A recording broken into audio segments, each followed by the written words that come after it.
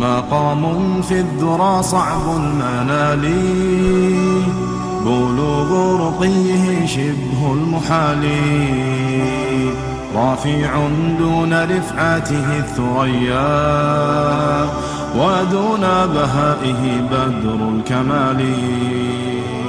مقام في الذرى صعب المنال، بلوغ رقيه شبه المحال، رافع دون رفعته الثريا، ودون بهائه بدر الكمال. له آل النبي الغر نالوا، فآل المصطفى أكرم بآله، ميامين عمالقة عظام، بدين محمد بالغ المعالي.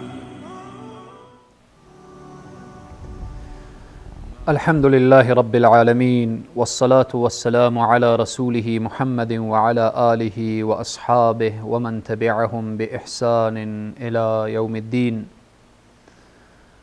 قال الله تبارك وتعالى في القرآن العظيم: فأعوذ بالله من الشيطان الرجيم، فإن آمنوا بمثل ما آمنتم به فقد اهتدوا وإن تولوا فإنما هم في شقاق سيكفيكهم الله وهو السميع العليم.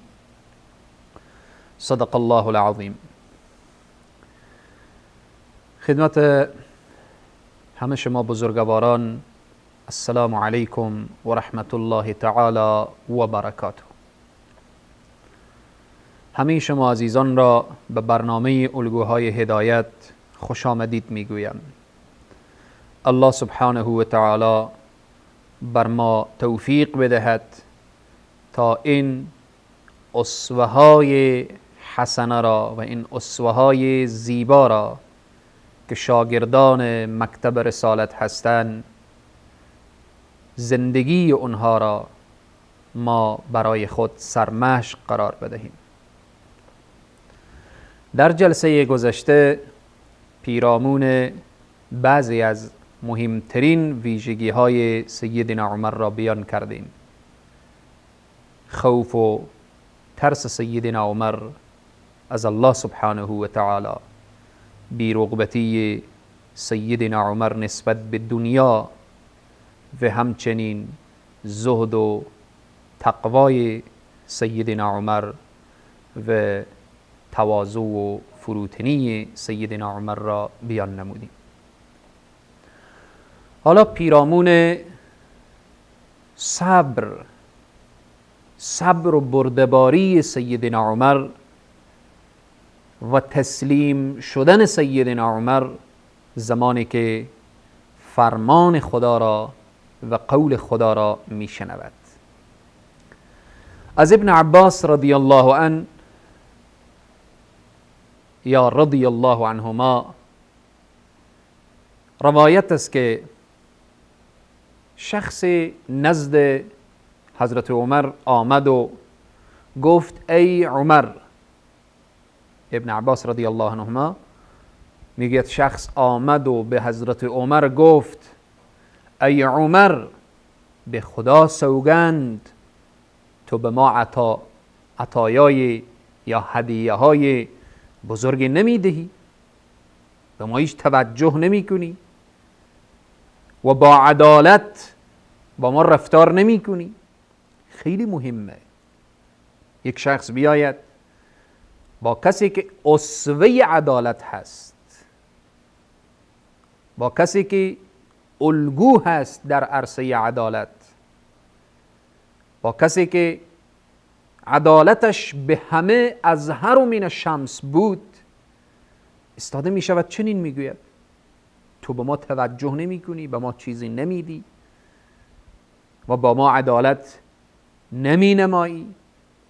سیدنا عمر در آن لحظه میخواهد عصبانی شود و میخواهد او را تنبیه کند چرا چنین میگوید. حر ابن قیس فوراً پا در میان میگذارد و این آیه مبارکه را تلاوت میکند: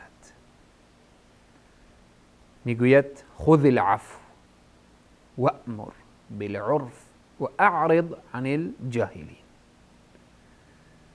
عفو را پیشه خود سازید، عفو را بگیرید و متوجه باشید ای امیرالمؤمنین که طرف شما کی هست. و اعرض عن الجاهلین، طرف جاهل هست. با مجردی که سیدنا عمر این آیه را از حر بن قیس میشنود سر جای خود می نشیند. تسلیم قرآن هست. صبر سیدنا عمر صبر قرآنی است. بردباری سیدنا عمر بردباری قرآنی است. سیدنا عمر با او همه شجاعت، با او همه هیبت، با او همه بالآخره که دنیا از او میترسیدن، سیدنا عمر میدانست که این هیبتش هیبت قرآنی است، شجاعتش شجاعت قرآنی است. سیدنا عمر در مقابل که صوت قرآن و ندای قرآن و حرف قرآن را میشنوید، میدانست که این حرف حرف پروردگار عالم هست. سر تا پا تسلیم قرآن بود. پس این یک نمونه نسبت به صبر و بردباری سیدنا عمر و او هم صبر قرآنی. دیگر این که از مهمترین ویژگی های سیدنا عمر که مرتبط به زندگی خانوادگی سیدنا عمر هست. سیدنا عمر رضی الله عنه می گفت، یکی از شعار سیدنا عمر یا اقوال سیدنا عمر این که مردم به همان اندازه از رهبر و پیشوای خود حرف شنوی میکنن که او از خدای خود داشته باشد. هر قدر رهبر و پیشوا تسلیم پروردگار عالم باشه، ملت و رعیتش تسلیم او میشوند. و اگر حاکم، سیدنا عمر میگوید، و اگر حاکم رفاه طلب شد، استراحت طلب شد، رعیتش نیز استراحت طلب و رفاه طلب میشوند. اگر رهبر و پیشوا خودش برود دنبال هوا و هوس، دنبال خواهشات نفسانی، دنبال دنیای بالاخره فریبنده و بخواهد رعیتش فقط اونها در دنیا متقی و پرهیزگار باشن، نخیر، رعیت یاد میگیرن، میبینن که پیشوایشان، امامشان چقدر گرویده به دنیا هست، اینا گرویده میشون. میبینن که او در چی سطح زندگی میکند، دیگرها هم به او تمایل پیدا میکنن. سیدنا عمر رضی الله عنه چقدر زیبا میفرمایند که هر قدر که انسان وقتی که در مقام پیشوایی قرار گرفت، پیشوا شد، رهبر شد، هر قدر رهبر و پیشوا تسلیم اوامر، یعنی تسلیم احکام پروردگار باشد و فرمان الله را اجرا کند، رعیتش تسلیم او میشوند و از او دستور میگیرند. از مهمترین ویژگی های سیدنا عمر این که سیدنا عمر خانواده خود را از امکانات عمومی منع می کرد. وقتی که سیدنا عمر به اصلاح خود می پرداخت، به اصلاح خانواده خود می پرداخت، دیگران خود به خود اصلاح می شدند. وقتی که سیدنا عمر نفس خود را اصلاح می کرد و خانواده خود را متوجه دین و دینداری می ساخت و متوجه آخرت، رعیتش خود به خود متوجه آخرت می شدند.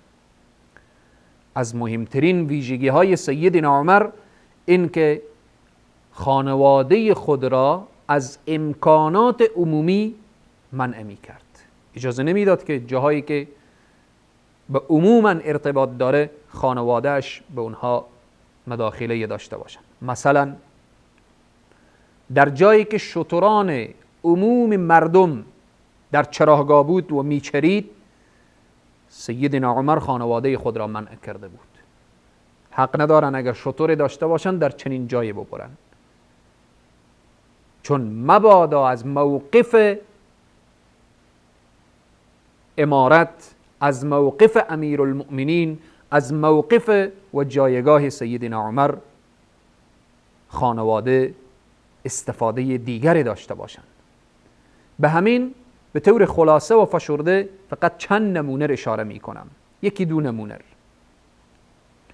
روزی عبدالله ابن عمر چند شتر لاغر از بازار خریداری می کند و می برد در چراگاه، اینها را می چراند در چراگاه عمومی که همه مردم شتر دارن، همه مردم از اونها شترانشان از او چراگاه استفاده می کنن. وقتی که عبدالله ابن عمر شترها را می برد، بعد از مدت این شتران چاق و فربه می شوند و می آورد به بازار که بفروشد. همان روزی که عبدالله ابن عمر شتران خود را به بازار می آورد، سیدنا عمر هم در بازار سرفتاد به این شترها می شود، شتران را می بیند. در آن وقت پرسان می کند این شترها از کیست؟ می گویند اینها از فرزند شما عبدالله است. صدا می کند ای عبدالله، این شترها کجا بوده که اینقدر چاق و فربه هستند؟ عبدالله می گوید که این شتران را من چند وقت قبل لاغر بود، ضعیف بود، خریدم و در چراگاه عمومی چرانیدم و چاق شده آوردم به بازار که سودا کنم. سیدنا عمر میگوید من شما را منع نکرده بودم که از امکانات عمومی استفاده نکنید؟ چرا شتران تو چاق و فربه شده؟ حتما در آنجا میگفتن که این شتران فرزند امیرالمؤمنین هست، باشه که علف بیشتری بخوره و آب بهتری بنوشه، به همین واسطه اینها چاق و فربه شدن. پس اینها را به بازار بفروش، اصل پول خود را بردار و متباقی پول را به بیت المال مسلمین تسلیم بکن. و عبدالله ابن عمر چنین کرد و متباقی و اضافه پول را به بیت المال تسلیم کرد. ببینید این ویژگی های سیدنا عمر که برای خانواده خود اجازه نمیداد که از امکانات عمومی استفاده کنند، چون میدانست که از نام عمر و نام امیرالمؤمنین خلاصه استفاده می شود. همچنین سیدنا عمر رضی الله عنه اگر کسی برای همسرانش هدیه میفرستاد، سیدنا عمر قبول نمی کرد، پس رد می کرد. چرا برای شما، به همسران خود می گفت چرا برای شما هدیه میفرستند؟ به خاطری که شما همسر امیرالمؤمنین هستید، پس به تحت این نام نباید که شما استفاده کنید. ببینید این ویژگی سیدنا عمر رضی الله عنه که در حقیقت همه برمیگرده با آن زهد و تقوا و پرهیزگاری سیدنا عمر رضی الله عنه. همچنین داستان و یا قصه مشهوری که نسبت به این قضیه ارتباط داره اینه که وقتی که پادشاه روم دست از جنگ با مسلمان ها برداشت، یعنی پادشاه روم گفت که دیگر جنگ نشود، در اینجا ام کلثوم دختر سیدنا علی ابن ابی طالب که همسر فاروق اعظم هست هدیه را میفرستد برای همسر پادشاه روم. وقتی که هدیه را فرستاد، همسر پادشاه روم هم هدیه یا هدایایی را میفرستد برای همسر امیرالمؤمنین فاروق اعظم. حالا وقتی هدایا آورده می شود، در بین هدایا یک گردن بند است که ام کلثوم او را می بیند و نگاه می کند فاروق اعظم نسبت به این هدایا چه تصمیم می گیرد، چه کار می کند. بعد از یک میان برنامه انشاءالله بیان خواهد شد. با ما باشید.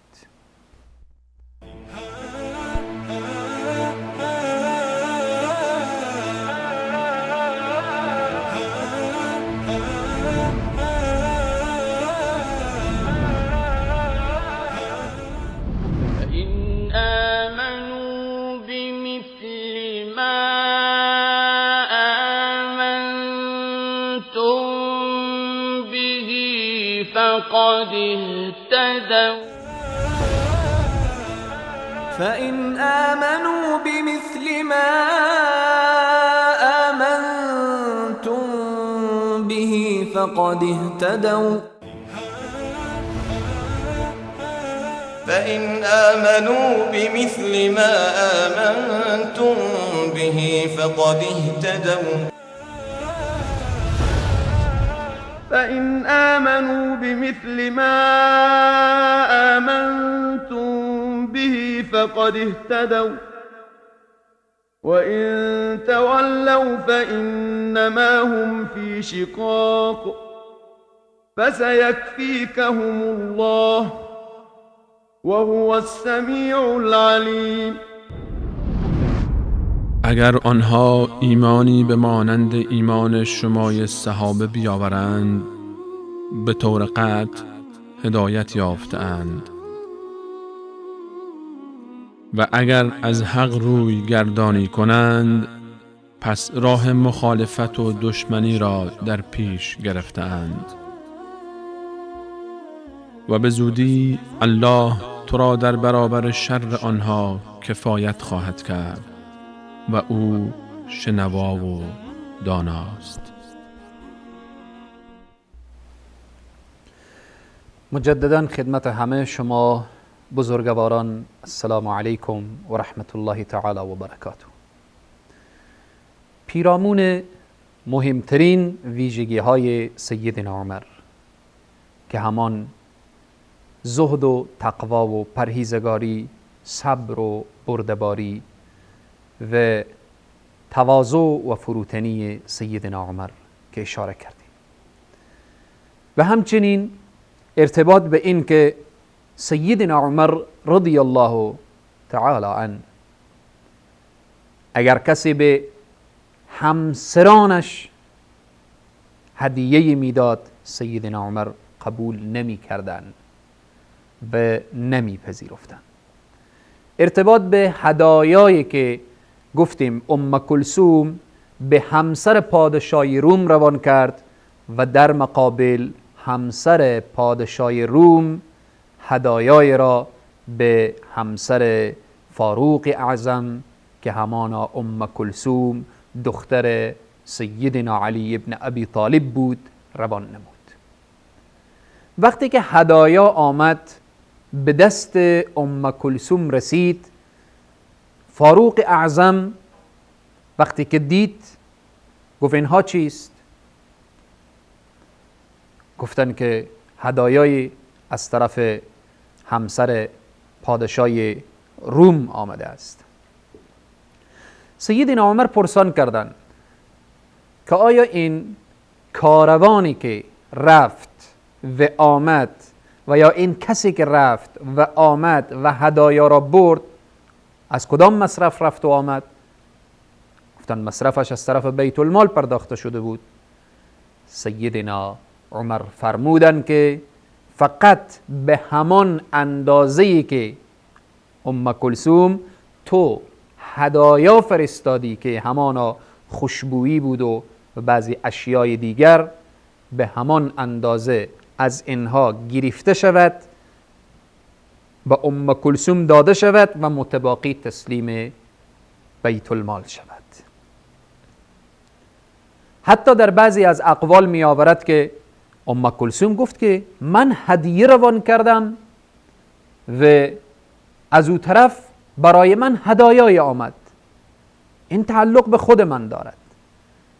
خیلی مهمه سیدنا عمر چیکار کرد؟ وقتی که ام کلثوم چنین گفت، سیدنا عمر رضی الله عنه دنبال سیدنا علی ابن ابی طالب فرستاد. گفت ای علی، بیا تو در بین من و دخترت ام کلثوم حکم بکن و حاکم باش. هدایای آمده که ما چه کار باید بکنیم. سیدنا علی ابن ابی طالب چنین فیصله می کند که آنقدر که هدایای ام کلثوم بوده، ارزشش از این هدایا گرفته بشه، به ام کلثوم داده بشه و متباقی به بیت المال. سیدنا عمر وقتی که این فیصله سیدنا علی ابن ابی طالب را میبیند و میگوید الحمدلله که من هم چنین میخواستم. این همان از مهمترین ویژگی های سیدنا عمر هست که توجه خاص نسبت به خانواده خود، نسبت به همسران خود و او اوج زهد و تقوا و پرهیزگاری سیدنا عمر را و توجه خاص سیدنا عمر را نشان میدهد نسبت به حفظ مال بیت المال. همچنین روز دیگری داماد سیدنا عمر می آید، میگوید ای عمر، از مال بیت المال برای من بدی تا من از او استفاده کنم. سیدنا عمر رضی الله تعالی عنه وقتی که حرف داماد را میشنود، چهره سیدنا عمر تغییر می کند و میگوید آیا میخواهی که عمر با چهره خائنانه نزد خدا برود؟ یا به عبارت دیگر میگوید که آیا میخواهی با چهره خائنانه نزد خدا بروم؟ او را از مقابل خود میگه دور شو، چنین مسئله را برای من مطرح نکن. ببینید سیدنا عمر رضی الله عنه نسبت به خانواده خود، نسبت به اقربا و خویشاوندان خود، نسبت و بالآخره که بدانند که این قضیه شخصی هست، چقدر حساس بودن. به این بود که هر وقت ما از سیدنا عمر یاد میکنیم، از عدالتش، از زهد و تقوایش، از پرهیزگاریش، وقتی ما میخوایم برای حکمت ها بفهمانیم که چگونه حکمت داری کنید، از حکمت و خلافت سیدنا عمر یاد میکنیم. همه اینها عمر تربیت یافته مکتب جناب نبی کریم صلی الله علیه و سلم بود. عمر کسی بود که در حقیقت خدا را شناخته بود و کسی بود که خوف الله در دلش، خشیت الهی در دلش جوش میزد. عمر رضی الله تعالی عنه کسی بود که شبها تا صبح گریه می کرد. عمر رضی الله تعالی عنه کسی بود که هر لحظه که یادش از قبر و حشر و جهنم می آمد، از اشکی که می ریختند ریش مبارک خیس می شد، تر می شد. سیدنا عمر رضی الله عنه هنگامی که اگر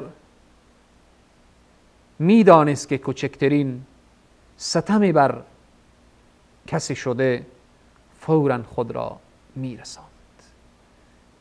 همه اینها ویژگی های و یا از مهمترین ویژگی های سیدنا عمر که ما نمیتوانیم کل ویژگی های سیدنا عمر را بیان کنیم.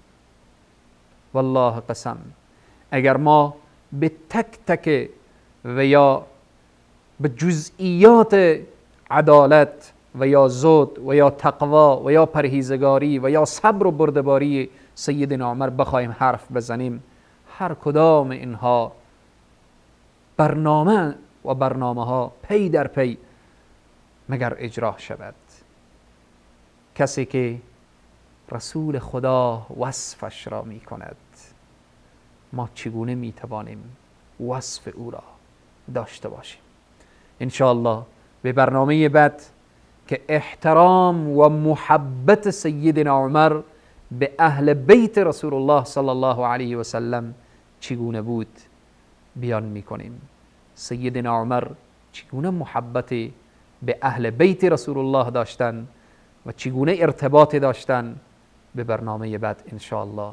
الله سبحانه و تعالی ما را پیرو واقعی سیدنا عمر داشته باشد و بر ما توفیق بدهد که ما راه اصحاب رسول الله صلی الله علیه و سلم را تعقیب کنیم. قرآن میگوید فإن آمنوا بمثل ما آمنتم، اگر ایمان شما مثل ایمان صحابه بشه. وقتی میگه فإن آمنوا بمثل ما آمنتم و او مثل ایمان شما، یعنی ایمان شما اگر مثل ایمان صحابه شد فقد اهتدوا، هدایت می آید. بدون راه صحابه، بدون پیروی از سیدنا عمر رضی الله عنه، بدون پیروی از اصحاب رسول الله صلی الله علیه و سلم به هیچ عنوان راه هدایت نیست، چون دین از جانب الله سبحانه و تعالی و پیامبر صلی الله علیه و سلم نازل شد و صحابه دین را گرفتن از رسول الله برای ما رساندن. یعنی بدون صحابه هیچ کس نمیتواند به خدا برسد، چون وقتی به دین نفهمید، به قرآن نفهمید و ندانست، خدا و پیامبر را نمیتواند بشناسد. باید ما از طریق صحابه به خدا و رسول چنگ بزنیم. الله سبحانه و تعالی ما را پیرو واقعی اصحاب رسول الله و اهل بیت رسول الله بگرداند. تا برنامه بعد شما را به خداوند کریم و رحیم می سپارم. والسلام علیکم و رحمت الله تعالی و برکاته. مقام في الذرى صعب المنال، بلوغ رقيه شبه المحال، رافع دون رفعته الثريا، ودون بهائه بدر الكمال. مقام في الذرى صعب المنال، بلوغ رقيه شبه المحال، رفيع دون رفعته الثريا، ودون بهائه بدر الكمال. له آل النبي الغر نالوا، فآل المصطفى أكرم بآله.